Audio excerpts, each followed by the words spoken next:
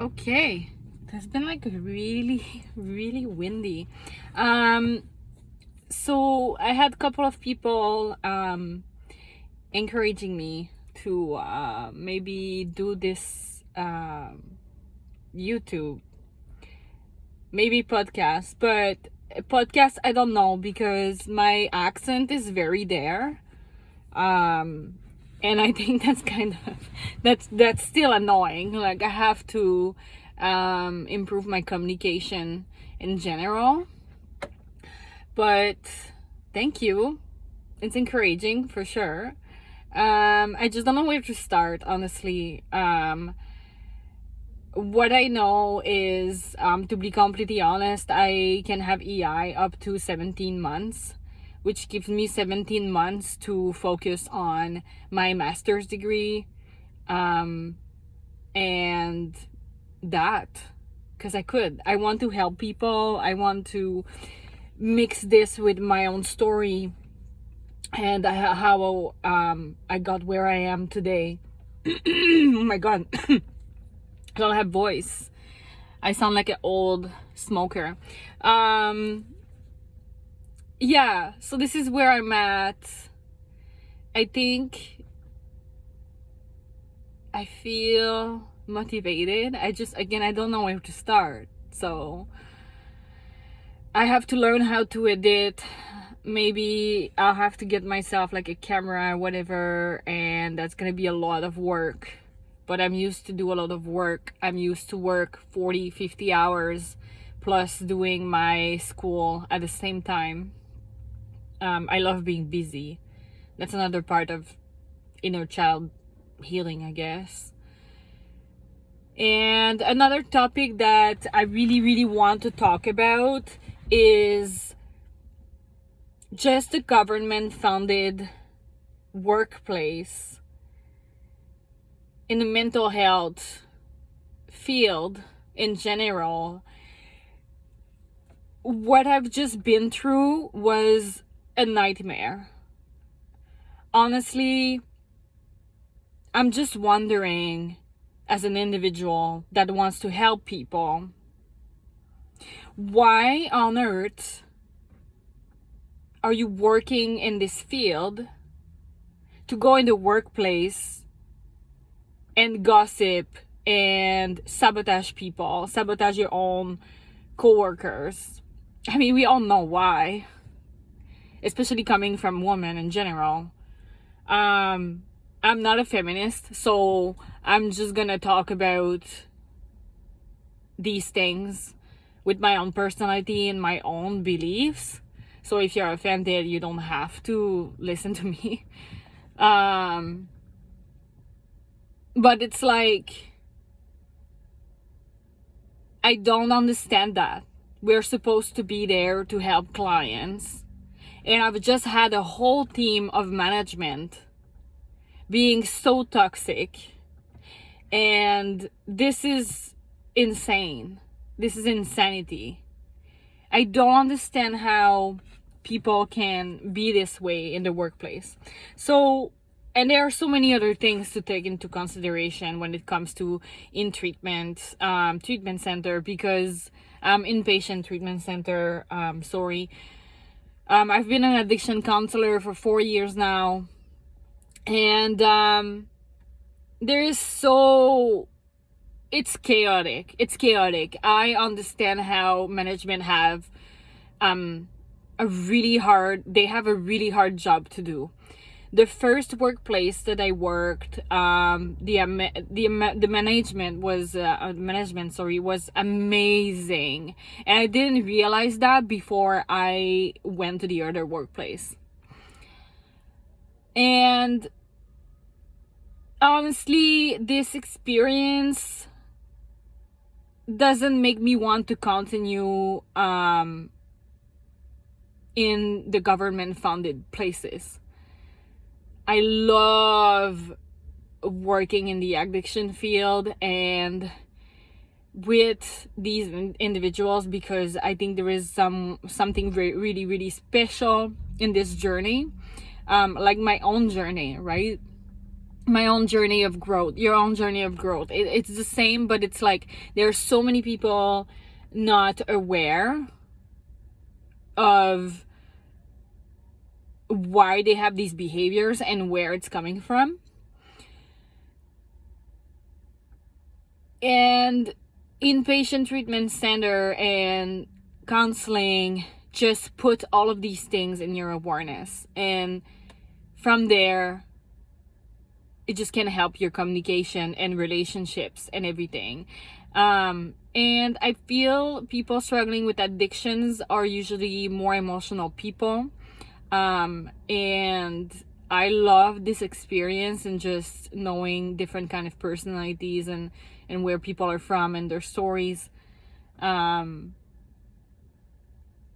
I personally I can't call myself an addict. I definitely hanged out with the wrong people at some point in my life, and I did mistakes, and I used drugs, and I was drinking and all these things. But I understand the struggle of mental health and addiction because I have my own love addiction, which I'm still trying to understand with inner child work and counseling and journaling, exercising, all of these things that you can do to heal. But anyways, I digress. I understand the mental health piece of it because I have been through my own trauma when I was young, that I've never explored before. I'm an extremely emotional person. I have a borderline personality disorder, which I've been taken care of. I'm not the angry type, but I'm more like the extremely emotional type. Like I would cry a lot, but then I would still like be productive. I will still try. I will still push to go to the gym. I will still go to work and all these things. I understand the love addiction 100%, the codependency. I have an anxious attachment style. And these things I would love to touch on with my clients because it's very, very important. You know, the attachment style, if you're avoidant or anxious, you will have different kind of behaviors, and then it will go on your relationships. And it can make a lot of damage. And these dynamics can be so toxic that if you are more an emotional person,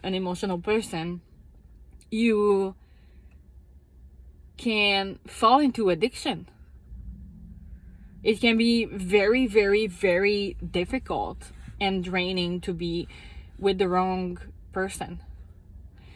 So I love to explore that. And I know that I helped a lot of people. I know that I was and I'm still a good counselor, therapist. I'm not a psychotherapist. I'm not there yet. I still have a year of school to go through. I have my whole practicum to go through. But I feel like in school you learn shit, honestly. I've learned with being in front of people and just really learning from scratch, honestly. And I see so many successful women on YouTube being able to help people in so many different ways, and they don't have a stupid master's to do it. But we are in Canada and this is how it works, and I don't want to get into that right now because it's just too much. And yeah, and then it's gonna make me angry, and we don't want to be angry. So I digress a lot in that video. I'm sorry. I'm just like very new and just trying to go with the flow here. So what I'm trying to say is it has been very toxic, my last experience And I've been trying really, really hard. I contacted people to update my resume, my cover letter. I've been trying to see how the work market works, because I was like, oh, okay, it's like we are like in the jungle. We are in the jungle, and this Ontario is just a shithole, honestly. It's a shithole. I don't care what you're gonna say, but the real estate is insane. I own a house myself, but I moved out because I'm in the middle of a divorce, which is another story that I would like to talk about in another video. So thanks God I'm able to, have extra money every month. I'm investing this money now, and I know that I'm gonna be able to buy another house with my partner in a year or two. But without this, honestly, I was like done. At 33 years old almost. This is really annoying. And I know I put too much blush today. It's just like, so okay, there's this one now. So the job market is messed up. I'm not gonna swear. Is messed up. We are like monkeys and animals in the freaking jungle trying to find jobs, and then finding jobs in mental health that are supposed to, like, you're trying to help other people with their mental health, but then you go insane with yourself with what's going on around, and you can't even find a job. I'm telling you, with a bachelor in psychology, it's done. Like, I don't know what you want to do. I'm used to be in the Muskoka area where it's so not competitive, and where they see a resume like mine, and it's like they don't have anyone else. So here I am here as a French Canadian trying to find a job in mental health field with a bachelor in psychology, which nobody cares. You need to be registered, and it's the end of the story. So I've been thinking about helping people in different ways because of that, but also because this last experience led me to be burned out from this field. I had no support there. I was being told that I was not at the level I should be as a therapist, and that they take chances sometimes to see if a person with a master could do the job, which I know that I was doing. I put all my notes on time. I saw all my clients twice a week. I was always there. I was always showing up. I was always trying. I was trying to get help from my colleagues. But then in my evaluation, I got told that I was a burden for my colleagues. In an inpatient treatment center, I was not allowed to ask my colleagues for support because it was seen as I should be an independent therapist. It was so messed up, guys. And I'm traumatized because then I was bullied. I don't want to get into that. I was bullied as well, which I'm used to in Ontario. It's like people always say that I can't speak English, and that my accent is annoying, and they find the only thing that they can say about me to put me down. And I know that I can speak English, and I know that I'm a good therapist, and I know that I've helped a lot of people throughout my journey so far. And if my grammar is perfect, no.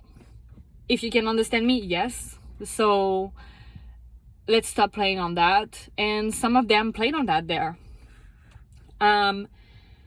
So it was very interesting because they had nothing to say about my practice, but they will find the little things around to put me down. The last thing I want to say today is it's very touchy, especially in this field, and especially in Canada. I will probably never get into that more because I don't want you guys to look at me being discriminatory. See, like, I don't care. You understand what I'm saying? Towards LGBTSQ+, I'm missing letters here, obviously, because it's changing all the time. Against Indigenous people or whatever. I'm very inclusive and will always be in my practice. I'm not racist whatsoever. I love diversity. I think this is what makes this world so amazing. But I had a manager that was they, them. And I had never had someone around me that was they, them. So, and I knew this person before being a she. I struggled when I was talking about they, them, I would say, saying they, them instead of she. And that was a thing that they said in my evaluation, that I was not ready to be a psychotherapist or a therapist in my career because it looked like I didn't care because I was making that mistake. And I was discriminative towards that person, and that I disrespected their person. So that was the one, like the main thing I think why they let me go. And it's not because I don't care. It's because in French, we don't have they, them. We don't. So subconsciously, even if I was trying, it was still difficult. I improved. Like, I want to respect all diversity in all people. That was never about that. Never. And I felt that they discriminated me. You know what I mean? Like, it's like this battle never ends, and this field, it's becoming very intense when it comes to that. And trust me, I love everyone, and all I want is help and improve people's life and make them understand how a growth journey is amazing. So this made me very, very sad. And I'm not at the point of letting go. I just want to be myself while helping people. Is that too much to ask? And it's also the professional world is so annoying. It's like you can't be yourself. Like, they were also saying that I was talking too much about my life. And I'm like, like, can I be myself here? Why do I have to have a personality, a professional personality? Do I look like I'm fake? I don't want to be fake. I want to be myself and do my practice. So it is always annoying. Like, be professional. Like, what does that mean anyways? This is why I'm thinking about this journey even more, because I know that I can speak my truth and that people will recognize themselves in it. I'm so tired of the fakeness of this country. Like, everyone is like, hi, how are you? First of all, I'm from Quebec. I'm not like that. I'm just being me. I'm not gonna smile at you and, you know, being all fake if I feel it's like against who I'm supposed to be. You know what I mean?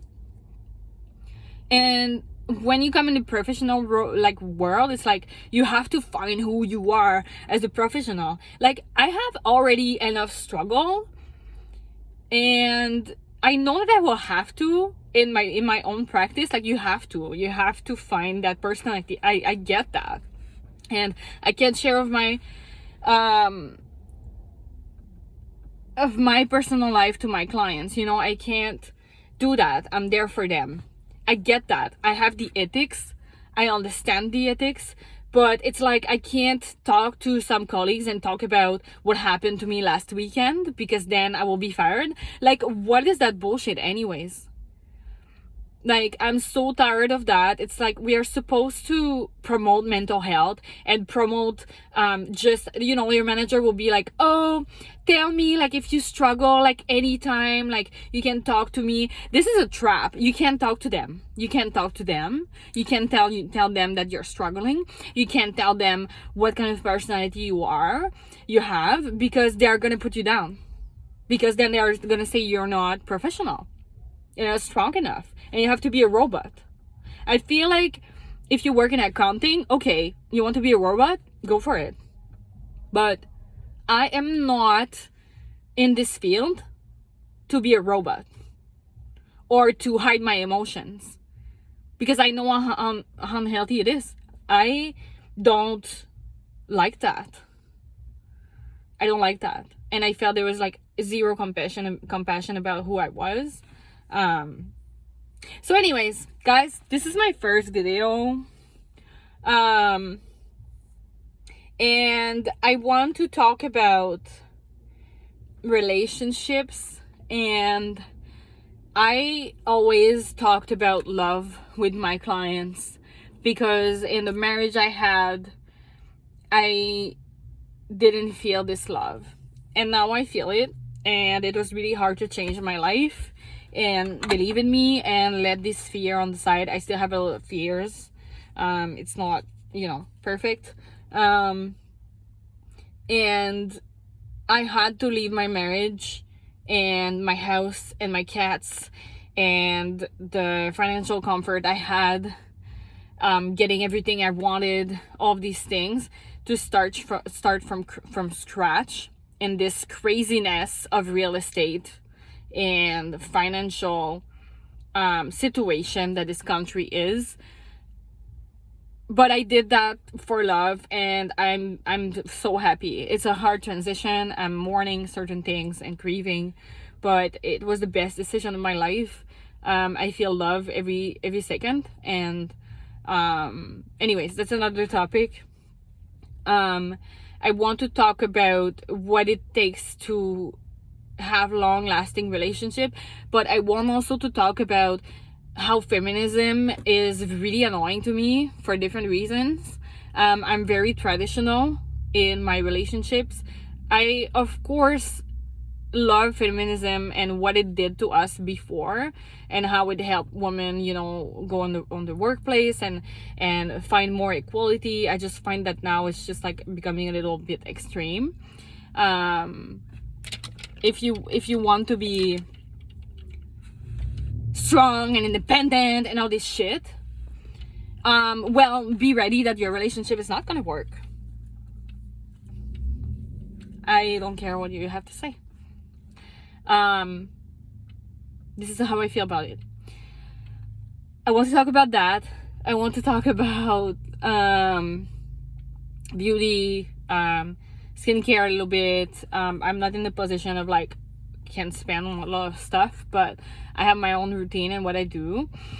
And I want to talk about relationships, communication in general. I've been reading a lot of books on that.